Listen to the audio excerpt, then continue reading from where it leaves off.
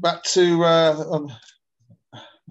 the Conservative Party as well, I suppose, again in a different sense, and the return of Dominic Cummings. I'm becoming a bit of it's probably past a trilogy now, isn't it? But the Dominic Cummings, the ghost of Dominic Cummings, I should say, zoops out the shadows every so often, with yet more detail of this corrupt and, I think the adjectives, to be fair, have run out, haven't they, now, with Boris Johnson in this government. But this particular one, arguing that the second lockdown didn't need to take place, according to Dominic Cummings, reporting on the narrative of Boris Johnson, because it was only over 80s dying. And Boris Johnson at the time put out a tweet that showed that the average age for a man dying was 81 and the average age for a woman dying was 85.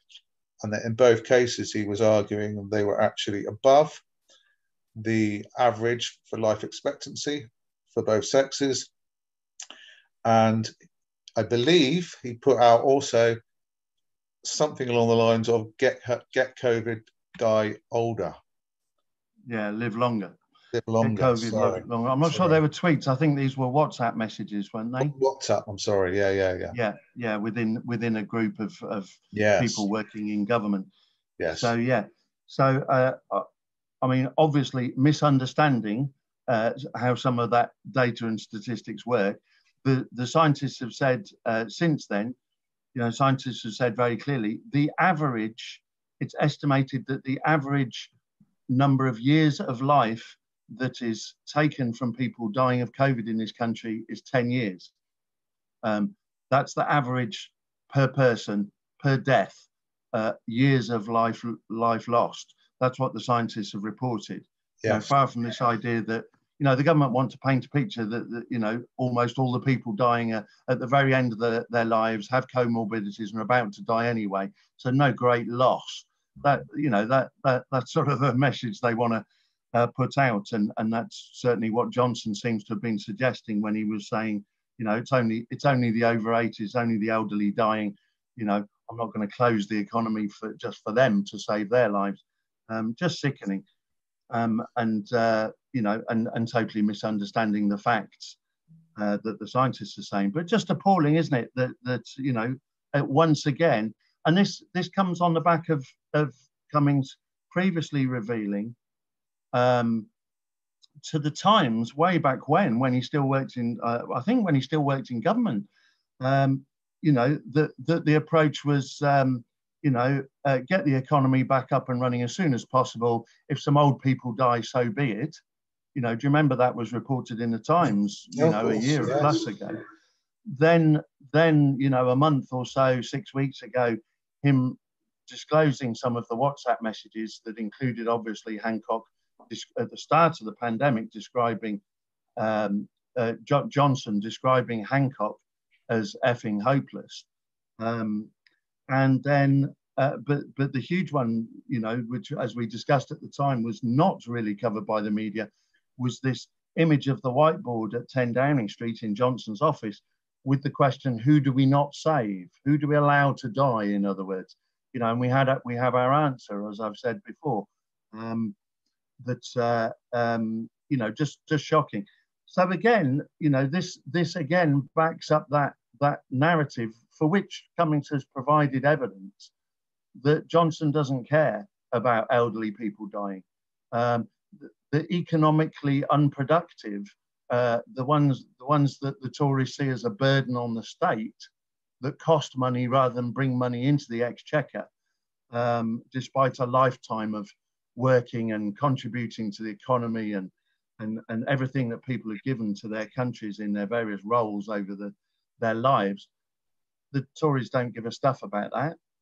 If you're economically unproductive now, you're a burden on the state, and they're not that fussed about saving your life or keeping you alive. I think it's shocking.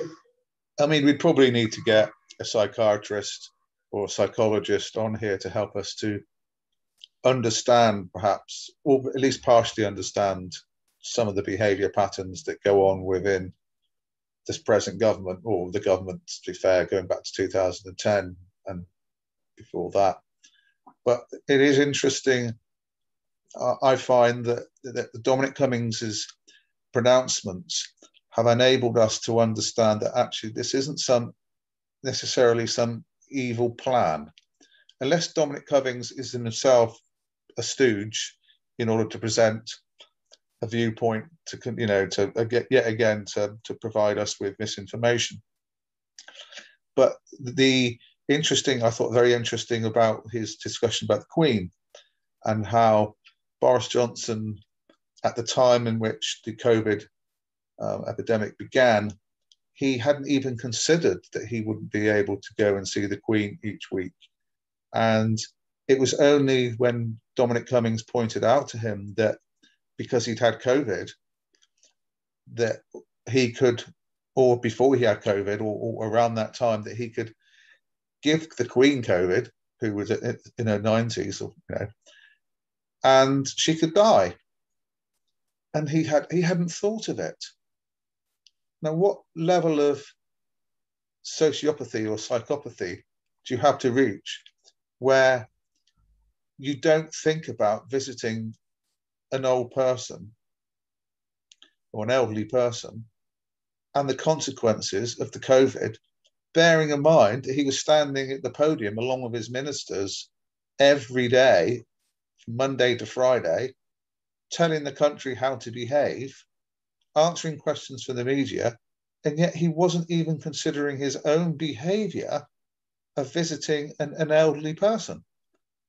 And therefore, as a result of that, he didn't visit the Queen for 15 months and only started again in June. Yeah. Well, I'm kind of hoping that that's been knocked on the head as well. Now. It's not that I've got any sympathy towards the Queen or any person in particular. It's the understanding of the behaviour of a single individual who has all this power and responsibility, is saying all these things to the general public and doesn't even recognise that he has to do it himself. No. I mean, these Johnson and, people need to understand that, as I mentioned before, the old-fashioned, more moderate, one-nation Conservatives have gone now. They've been expelled by the Tory party. They've got rid of them. We have a bunch of psychopaths and fascists in charge of our country, empathy-free. Anyone with empathy and understanding of other humans, consideration, would not be talking about culling the elderly in the way that Johnson is, would not be, and would be thinking about the threat they might pose to an elderly person like the Queen. But they're oblivious to it because these are empathy-free psychos running the country who worship at the altar of power and wealth. And that's their only concern. It's people need to understand that this is the most extreme right-wing fascistic government that we've certainly ever had in my lifetime, possibly ever in the history of the country. These people are in many ways not sane. We see that in so many ways in their response to issues like climate change, where they're pretending that they're making taking world-beating action that amounts to virtually nothing. They don't care, and they don't care. They're storing up problems even with their response now to things like the Delta variant. They don't care about people with long COVID, because in a couple of years' time, they'll all have left their jobs. Johnson, as Cummings mentioned, he doesn't want to be Prime Minister forever. He wants to go off and make loads of money, as Prime Ministers do. So, he doesn't care if he's storing up problems for future Prime Ministers, for the country, for our health service, for millions of people that might be suffering from long COVID in the future. He doesn't care. He'll be off doing the after-dinner speech circuit and making his 50 million quid, mostly in America. These are empathy-free psychopaths that only care about power and money. And people need to understand that pretty quick and vote for something different. Yeah, and that's a great place to end. I mean, my last point. I have one last point after you, Jace. Go on. Yeah, my last point would also be, though, that it wasn't just the Queen, was it? It now helps us to understand, and it wasn't just Boris Johnson, the care home policy. Matthew Hancock and a number of other people in and around that inner, I would say inner sanctum, more like inner scrotum. But that particular group of people just mishandled it. It wasn't even necessarily and sitting down, creating an evil ideology that they were going to impose on the country. It was just, I think, as much as it was that, but it was also as much of it was incompetence. They simply don't understand what the public on a day-to-day basis are experiencing because they're away from it all in their own little bubble. Yeah. And 39,000 people died in care homes. Yes. 39,000. And all they've done, having not had a plan, lied about it, acted incompetently, caused this huge number of deaths amongst our elderly relatives. And all they do is lie about it. Yeah. And on the subject of sort of lying and covering up things, my final point on this was about the media. So Cummings does this interview, again, revelatory, pointing out that the Prime Minister himself has said him being Prime Minister is ludicrous, pointing out that our Prime Minister of this country was more than happy to sacrifice the lives of potentially 3 million people in this country that are over the age of 80 in order to protect profits for the rich.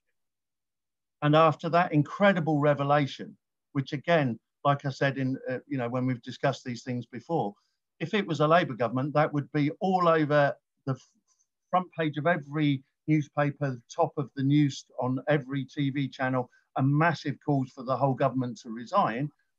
What's been the big story the last 24 hours since Cummings made these revelations? Some brown people coming here on boats, all over the news, top of the BBC News at 6 o'clock, 10 o'clock, lunchtime, front page of every newspaper. And that's coordinated between the government and their wealthy billionaire friends that own the media. It's just coordinated distraction. And it's sickening, absolutely sickening. Yeah. Well, the corporate billionaire media is, the number one demographic is racist bigots. Well, we know that by now. And they play to it and they play to it and they play to it and they turn up the amplifier so it gets louder and louder and louder. Then they turn it down, then they turn it back up. And that's the whole psychological profile. You don't keep the music on loud, you keep turning the music up and down, up and down. So it becomes like a wave. And that has a much more of a dramatic effect upon our consciousness than almost any other format or any other model.